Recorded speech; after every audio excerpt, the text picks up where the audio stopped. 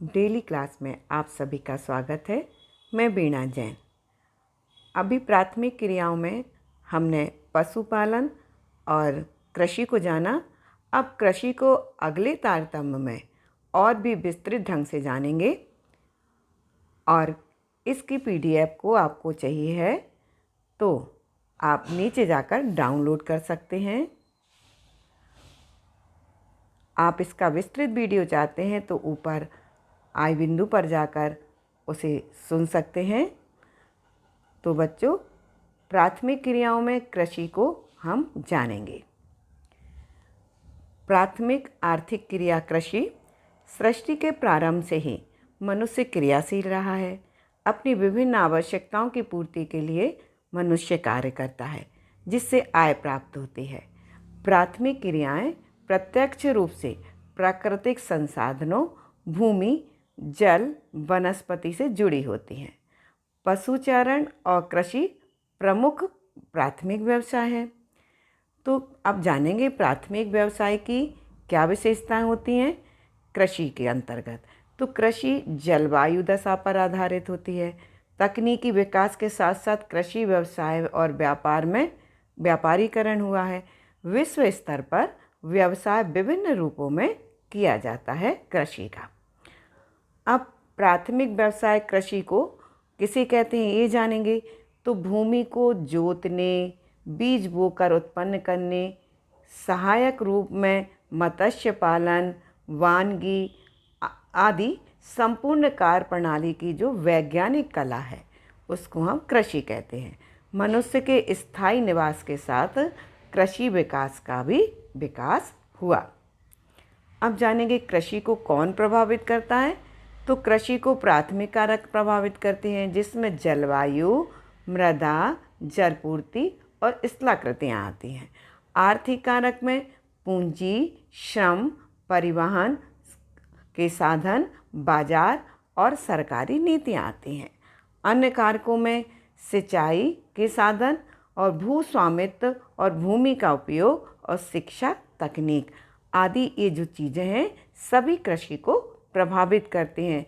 जितना तकनीकी शिक्षा ज्ञान होगा, कृषि का विकास उतना होगा।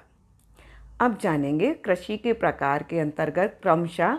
इससे पहले हमने घरेलू उपयोग वाली कृषि जानी थी और स्थानांतरित कृषि को जाना था, गहन कृषि को जाना था। आज जानेंगे रोपण कृषि के बारे में। तो रोपण कृषि यूरोप के लोगों ने विश्व के अनेक भागों पर जब उपनिवेशीकरण किया तो रोपण कृषि को प्रारंभ किया। ये बड़े पैमाने पर उत्पादन प्रणाली को शुरुआत है। इसमें फसलों में चाय, कॉफ़ी, कोको, रबड़, कपास, गन्ना, अनानास के खेतों की कृषि की जाती है और इन फसलों के खेतों का आकार बहुत विस्तृत होता है और पूंजी निवेश भी अधिक होता है। उच्च तकनीकी प्रबंधन होता है और वैज्ञानिक विधियों का प्रयोग होता है किसमें, रोपण कृषि में। और रोपण कृषि के प्रमुख क्षेत्र हैं अफ्रीका में कॉफ़ी को, भारत और श्रीलंका में चाय को बागान को, मलेशिया में रबड़ को, पश्चिमी देश में जो समूह था उसमें गन्ना, केला, फिलीपींस में नारियल, गन्ना, इंडोनेशिया में भी गन्ना और ब्राज़ील में कॉफ़ी, जिन पर आज भी ब्रिटिश लोगों का साम्राज्य है और वो इसे एजेंडा कहते हैं। आपसे पूछा जाएगा एजेंडा किसे कहते हैं।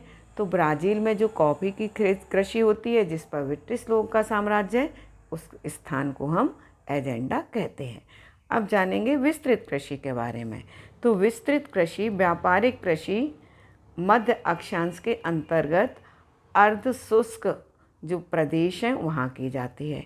यहाँ की प्रमुख फसल गेहूँ और अन्य फसलों में मक्का, जौ, जई, राई की होती है। खेतों का आकार बहुत बड़ा होता है। खेत जोतने और फसल काटने तक सभी कार्य यंत्रों के द्वारा किया जाता है। इस फसल में जो प्रस्तुत कृषि है, इस कृषि में प्रति एकड़ उत्पादन तो कम होता है परंतु प्रति व्यक्ति उत्पादन अधिक होता है और यह उत्तरी यूरोप, का स्टेपी मैदान, उत्तर अमेरिका का प्रेरी, दक्षिण अमेरिका का पम्पास और अफ्रीका का वेल्डस, ऑस्ट्रेलिया का डाउन्स और न्यूजीलैंड का कैडबरी का जो मैदान है उन पर यह कृषि की जाती है। अब जानेंगे मिश्रित कृषि के बारे में। मिश्रित कृषि अति विकसित देशों में की जाती है। खेतों का आकार मध्यम होता है, परंतु फसलों गेहूं, मक्का, जौ, राई और कंदमूल आदि फल इसमें पैदा किए जाते हैं। फसलों के साथ साथ पशुपालन भी किया जाता है और पशुओं में भेड़, सुअर, कुक्कुट होता है और भूमि का सस्यावर्तन मृदा को उर्वरक बनाए रखने के लिए किया जाता है। विकसित कृषि यंत्रों का प्रयोग किया जाता है, रासायनिक खादों का प्रयोग किया जा सकता है और वनस्पति का अच्छी तरह से देखभाल कर उगाया जाता है और पूंजी व्यय और कुशल श्रमिकों की आवश्यकता मिश्रित कृषि में होती है। अब जानेंगे डेयरी कृषि किसे कहते हैं। तो डेयरी व्यवसाय में दुधारू पशुओं का पालन पोषण होता है। पशुओं के लिए छप्पर घास, दूध उत्पादन यंत्रों का प्रयोग होता है। पशुओं के स्वस्थ प्रजनन पशु चिकित्सक ध्यान दिया जाता है। श्रम की अधिकता होती है। नगरों के समीप दूध एवं दूध से बने उत्पाद बनाए जाते हैं और भेजे जाते हैं। प्रमुख क्षेत्र उत्तर पश्चिमी यूरोप, पश्चिमी कनाडा, न्यूजीलैंड, दक्षिण पूर्व ऑस्ट्रेलिया और तस्मानिया क्षेत्रों में डेयरी कृषि की जाती है। अब जानेंगे भूमध्य सागरीय कृषि के बारे में। तो विशिष्ट प्रकार की कृषि है। कौन सी कृषि? भूमध्य सागरीय कृषि। भूमध्य सागर के आसपास दक्षिण यूरोप, उत्तर अफ्रीका, ट्यूनीशिया, अटलांटिक तट, दक्षिण कैलिफोर्निया, मध्यवर्ती चिली, दक्षिण अफ्रीका, दक्षिण पश्चिम ऑस्ट्रेलिया में होती है।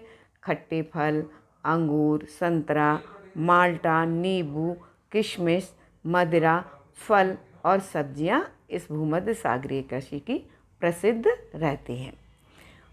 उद्यान कृषि, इसे ट्रक फार्मिंग भी कहते हैं। इसमें फल फूल सब्जियों की खेती होती है।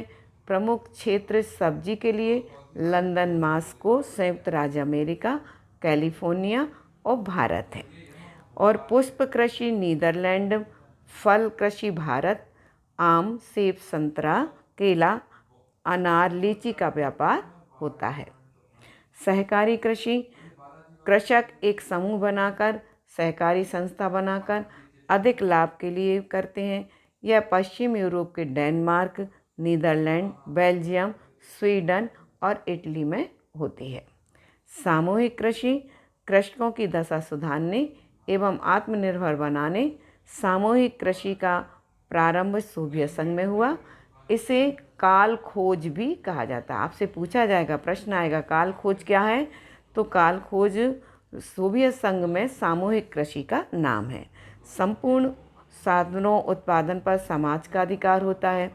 सरकार उत्पादन लक्ष्य निर्धारित करती है।